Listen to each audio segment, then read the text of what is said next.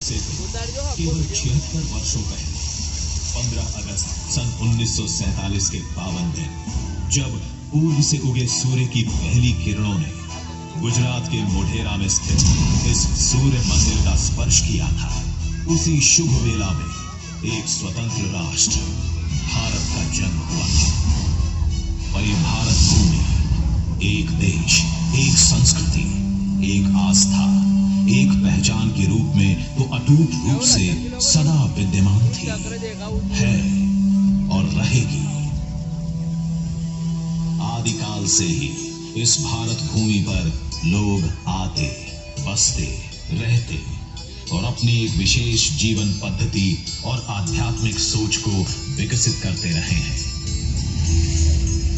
साथ साथ सदियों से कलाओं के सर्जन और वर्धन में भी भारत जन अपनी एक अलग छाप छोड़ते आए हैं। फिर चाहे शिल्प हो या मूर्ति, चित्रकलाएं हो या नर्तन, नाटक, संगीत की प्रदर्श कलाएं। सिंधु सरस्वती सभ्यता के प्रारंभिक काल से ही भारतवर्ष ने संसार के आध्यात्मिक पटल पर अपनी सार्वभौम पहचान और अस्मिता स्थापित कर दी थी। धोलावीरा, लोथल, हड़प्पा, मोहनजोदाड़ो जैसी नगरपुर संस्कृतियों के बनने और बसने के साथ भारत भूमि में अंकुरित हुआ सनातन दर्शन, जो आत्मा परमात्मा के अद्वैत का संदेश लेकर संपूर्ण विश्व पर छाने लगा। इस आध्यात्मिक सोच ने कई मतों और 6 दर्शनों को भी जन्म दिया और हमेशा से अनेकता में एकता को मानने वाला देश संसार के सामने एक अद्भुत उदाहरण बनता हुआ आगे ही आगे बढ़ता रहा। कालांतर में इस जनतंत्र पर बाहर से आए आक्रांताओं और भीतर ही जन्मे भेदभावियों की नजर लग गई। आपस की एकता टूटने और जनमत की अवहेलना के कारण देश की एकता खतरे में आ गई और हजारों मील दूर बैठी एक विदेशी सत्ता ने 200 साल के लिए भारत की सत्ता पर अधिकार जमा लिया। किंतु अंग्रेज सत्ता के विरुद्ध पूरे देश में चले स्वतंत्रता के आंदोलन ने एक बार फिर से पूरे भारत को जोड़ दिया। एक ओर सशस्त्र क्रांतिकारी थे तो दूसरी ओर केवल सत्य और अहिंसा की भाग लिए महात्मा गांधी के सत्याग्रही। एक ओर हिंदुस्तानी सिपाहियों की आजाद हिंद फौज को साथ लिए नेताजी सुभाष बोस थे तो दूसरी ओर स्वतंत्रता का बिगुल बजा चुके जवान नौसैनिक। कुल मिलाकर भारत छोड़ो की आवाज पहली अंग्रेज सरकार के कानों तक पहुंच ही गई और यूं वो दिन आ ही गया जिसकी बरसों से भारत देश को प्रतीक्षा थी।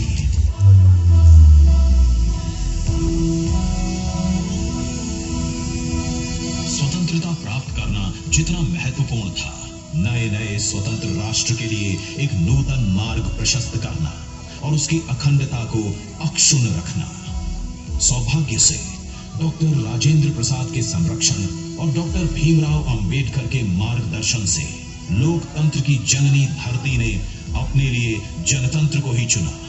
जनता की सरकार ने देश की बागडोर संभाल ली। वहीं सरदार पटेल ने यह भी सुनिश्चित कर दिया कि भारत की अखंडता और अक्षुण्णता पर एक खरोंच भी ना आए। दुनिया के सबसे विशाल जनतंत्र भारत में पिछले 76 सालों में अलग अलग मतों, दलों, गुटों से आए 14 प्रधानमंत्रियों ने स्वतंत्रता दिवस के दिन तिरंगा फहराया है और देश के जनगण से बात भी की है। किंतु इस नई सदी में एक नया युग भारत में शुरू हुआ। वर्ष में केवल एक बार लाल किले की प्राचीर से या कभी कभार जनसभाओं में और किसी आपात स्थिति या युद्ध काल में रेडियो टीवी से जनता से बात करने की बजाय हर महीने ही जनता के मन मानस की बात सुनने और अपने मन की बात जनगण से करने की एक नई परिपाटी रच डाली।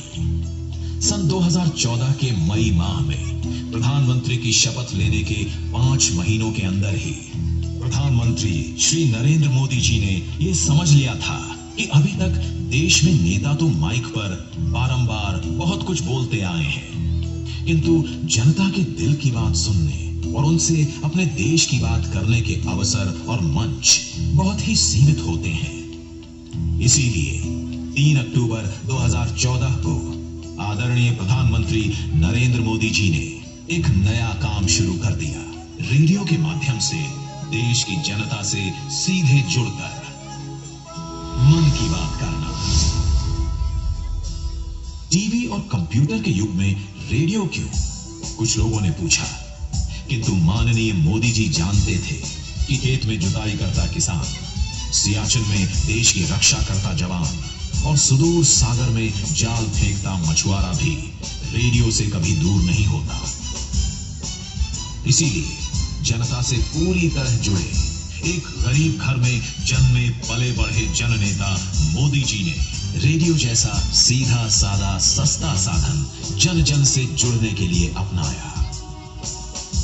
विशेष बात यह थी कि दूसरे राजनेताओं की तरह श्री मोदी ने एक तरफा केवल अपनी बात करने के लिए रेडियो जैसे माध्यम का प्रयोग नहीं किया, वरन उन्होंने जनसाधारण के दिल की बात को भी अपने कार्यक्रम के माध्यम से देश के सभी नागरिकों तक पहुंचाने का काम भी किया। पहले ही एपिसोड में मुंबई के एक नागरिक गणेश वैद्यरागरी की बात की। विजयदशमी में हम बाहर के रावण को मारने से अधिक अपने अंदर छिपे विकारों का दमन करें जैसी बात प्रधानमंत्री ने गणेश जी के नाम समेत पूरे देश से साझा की। आज जो विजयादशमी का पर्व मनाते हैं, ये विजयादशमी का पर्व बुराइयों पर अच्छाइयों का विजय का पर्व है। लेकिन एक श्रीमान गणेश वैद्यरागरी मुंबई के सज्जन, उन्होंने मुझे मेल भेजा और उन्होंने कहा कि विजयादशमी में हम अपने भीतर की 10 बुराइयों को खत्म करने का संकल्प करें। मैं उनके इस सुझाव के लिए उनका आभार व्यक्त करता हूँ। हर कोई जरूर सोचता होगा अपने अपने भीतर की जितनी ज्यादा बुराइयों पर वो पराजय करके विजय प्राप्त करें। लेकिन राष्ट्र के रूप में मुझे लगता है कि आओ विजयादशमी के पावन पर्व पर हम सब गंदगी से मुक्ति का संकल्प करें और गंदगी को खत्म कर करके विजय प्राप्त करना। विजयादशमी के पर्व पर हम ये संकल्प कर सकते हैं। उनके इस नए अंदाज ने पूरे देश के मन को छू लिया। अब तो हर गांव, बस्ती, शहर, महानगर में मन की बात सुनने के लिए लोग अपने अपने घरों से निकलकर समूहों में जुटने लगे और एक दूसरे से जुड़ने का, समझने का और बात मुलाकात का एक नया ही मंच देश भर में बनने लगा। एक तरफ तो माननीय मोदी जी देश को आगे ले जाने के लिए नए नए रास्ते खोज रहे थे, वहीं दूसरी तरफ वो उन बातों को किसी सरकारी आदेश से नहीं बल्कि स्वयं अपनी आवाज में एक व्यक्तिगत अपील के तौर पर देशवासियों से साझा कर रहे थे। दिवाली पर लोग अगर नए कपड़ों में खादी भी खरीदेंगे तो गांव-गांव में जुलाहों और नगर नगर में दस्तकारों का भला होगा। ये किस सरकारी आदेश का हिस्सा हो सकता था? दिवाली में घर की सफाई के साथ ही पूरे देश में स्वच्छता अभियान की बात ही क्यों ना हो। काला धन जैसा देशघाती काम हो या नशे सी आत्मघाती आदत, हर छोटी बड़ी बात को प्रधानमंत्री जी ने देश के जन जन के मन तक पहुंचा दिया।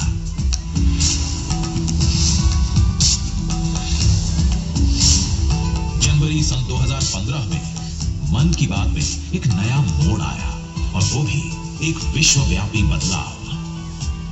भारत की यात्रा पर आए अमेरिकी राष्ट्रपति श्री बराक ओबामा भी आज पहली बार प्रधानमंत्री मोदी जी के साथ श्रोताओं के सवालों का जवाब भी दे रहे थे और उनसे अपने और अपने देश अमेरिका के मन की बात भी कर रहे थे। अभी पिछले कुछ महीनों में ही देखें तो मोदी जी ने नवंबर और दिसंबर में देश के नए प्रभावी कदम यानी G20 की अध्यक्षता की जिम्मेदारी लेने पर देश को बधाई भी दी और इस चुनौती की जिम्मेदारियों के प्रति भी सबको चेताया। साथियों, G20 की अध्यक्षता हमारे लिए एक बड़ी अपॉर्चुनिटी बनकर आई है। हमें इस मौके का पूरा उपयोग करते हुए ग्लोबल गुड, विश्व कल्याण पर फोकस करना है, चाहे पीस हो या यूनिटी, पर्यावरण को लेकर संवेदनशीलता की बात हो या फिर सस्टेनेबल डेवलपमेंट की। भारत के पास इनसे जुड़ी चुनौतियों का समाधान है।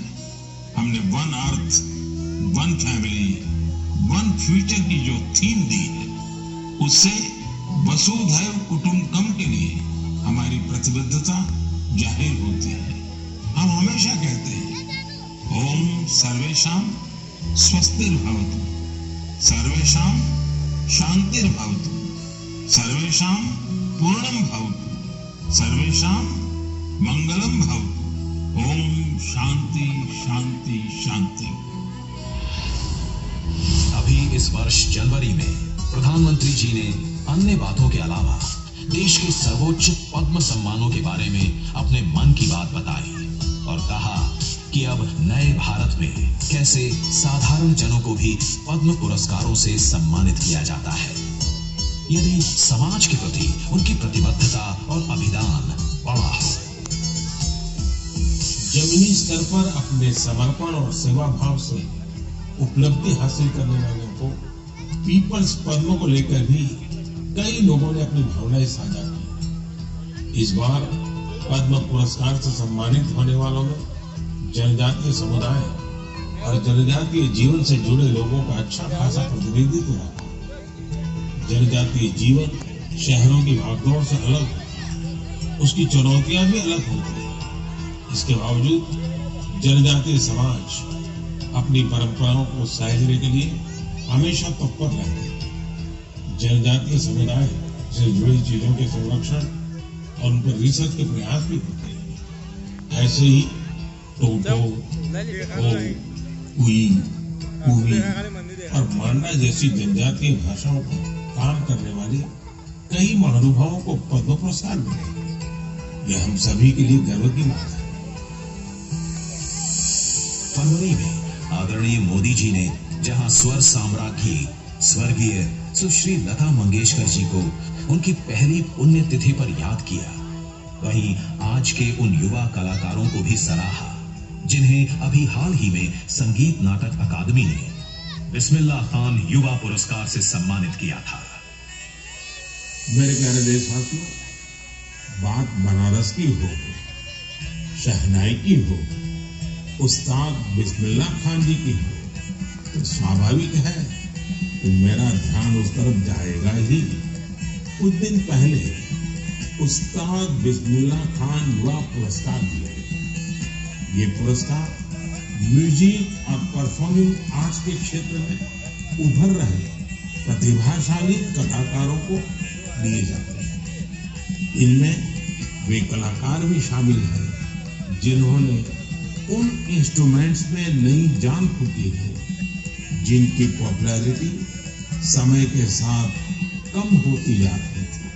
अब आप सभी इस ट्यून को ध्यान से सुनिए।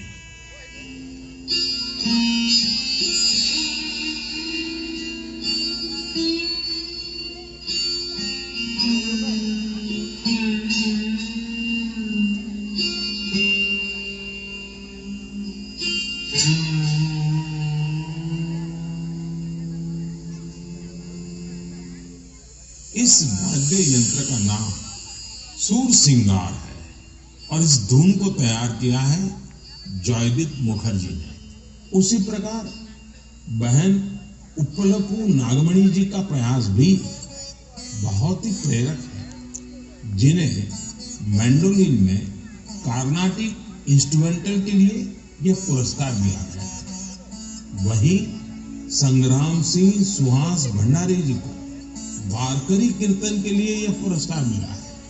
इस लिस्ट में सिर्फ संगीत से जुड़े कलाकार ही नहीं है, वी दुर्गा देवी जी ने नृत्य की प्राचीन शैली करकट्टम के लिए यह पुरस्कार जीता है।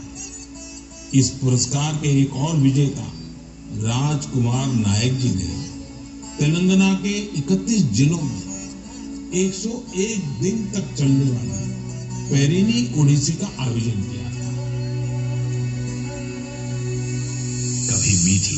कभी खट्टी, कभी शिक्षाप्रद, कभी मनोहर, कभी गांधीर्य, कभी मनमोहक, किंतु हरदम ऊर्जा, उत्साह, उमंग देने वाली प्रधानमंत्री जी की मन की बात का सिलसिला, जो अक्टूबर सन 2014 से शुरू हुआ था, आज शतक पूरा कर एक महत्वपूर्ण पड़ाव पर है।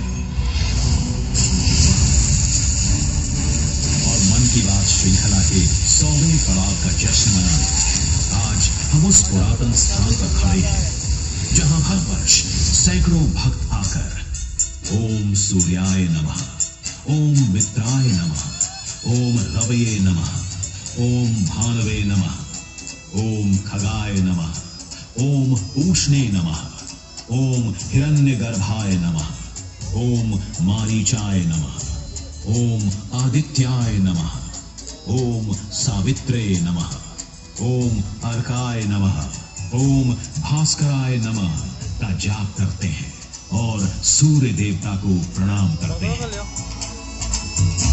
भारत भर में आदिकाल से ही सूर्य मंदिरों की एक माला सी बनी हुई है। कश्मीर में मार्तंड मंदिर, पूर्व में उड़ीसा का कोणार्क मंदिर, पूर्वोत्तर में असम और मणिपुर के सुंदर सूर्य मंदिर, दक्षिण में तमिलनाडु, केरल, कर्नाटक आदि के सूर्य मंडपों की छटा देखते ही बनती है। किंतु कदाचित पश्चिम में अपने गर्वी गुजरात में स्थित ये मोढेरा का सूर्य मंदिर संसार का सबसे विलक्षण, सुंदर, सुरूप, सुघड़ और सुघर मंदिर है। तभी तो आज हम यहाँ पर आए हैं, उस प्राचीन नगर में जहाँ प्रधानमंत्री जी की दूरदृष्टि के कमाल से आज यहाँ केवल आधुनिकतम सौर ऊर्जा का ही इस्तेमाल होता है। पुरातन ताम्रपाषाण युग से ही इस क्षेत्र ने बहुत कुछ देखा है। इसने देखा है प्रतापी राजा सम्राट भीमदेव प्रथम को, जिन्होंने सोमनाथ के मंदिर पर आक्रमण करने वाले महमूद गजनवी से टक्कर ली थी और उसके तोड़े सोमनाथ मंदिर को पुनः खड़ा किया था। वहीं उन्होंने पूरे गुजरात में नए किले, मंदिर, तालाब और वाव बनवाए थे, जिनमें सिद्धपुर का रुद्र महालय, पाटन का सहस्त्रलिंग तालाब, आबू और दिलवाड़ा के मंदिर और उनकी प्रिय पत्नी रानी उदयमती द्वारा बनवाई रानी की वाव भी शामिल है। और ये अनोखा, अनुपम, अभूतपूर्व सूर्य मंदिर भी। किंतु पुष्प नदी के तट पर बसे इस क्षेत्र ने भी कभी ऐसा देशभक्त प्रधानमंत्री नहीं देखा था, जो देश के अंतिम नागरिक से जुड़ने के लिए अपने मन की बात भी करता है और उनके मन की बात भी सुनता है। आज जब प्रधानमंत्री माननीय श्री नरेंद्र मोदी जी का बोया ये एक और बीज 100 पत्तों से पटा एक सघन वृक्ष बन चुका है, आइए हम भी इस दरख्त की छांव में चलें और सुने देश के मन की बात और करें देश से अपने मन की बात। क्योंकि जो परिवार आपस में अपने मन को नहीं खोलता, वो एक दूसरे को समझकर आगे भी नहीं बढ़ता। इसीलिए तो आदरणीय मोदी जी ने शुरू किया था ये अनोखा उद्यम। आइए आज से दुगनी ऊर्जा से इससे जुड़ जाएं, आप और हम।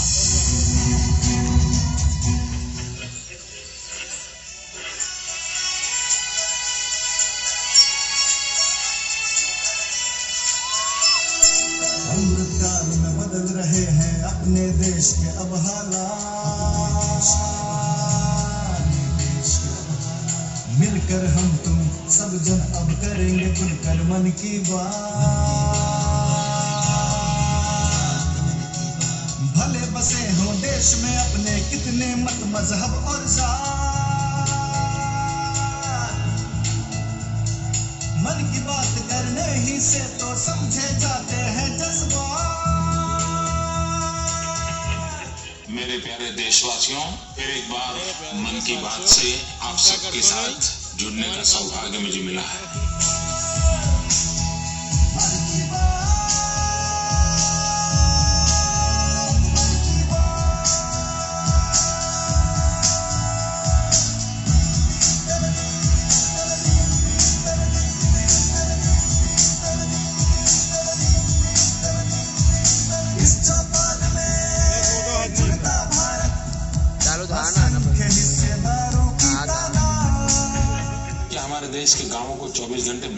चेक नहीं मिलनी चाहिए। मैं जानता हूँ इतना बड़ा देश, लाखों गांव, लेकिन गरीब के लिए ही तो दौड़ना है। हम इसको करेंगे, आरंभ कर दिया है, जरूर करेंगे। आओ हाथों से हाथ जोड़ ले और करे संभल की बात। आओ हाथ से हाथ जोड़ ले। विश्व की सबसे बड़ी largest direct benefit transfer scheme के द्वारा Guinness book of world record में इसे स्थान मिल गया कि दुनिया की सबसे बड़ी डायरेक्ट बेनिफिट ट्रांसफर स्कीम है जो सफलतापूर्वक लागू कर दी गई। मेरे बैंक में पैसा काफी पड़ा है, स्टेट बैंक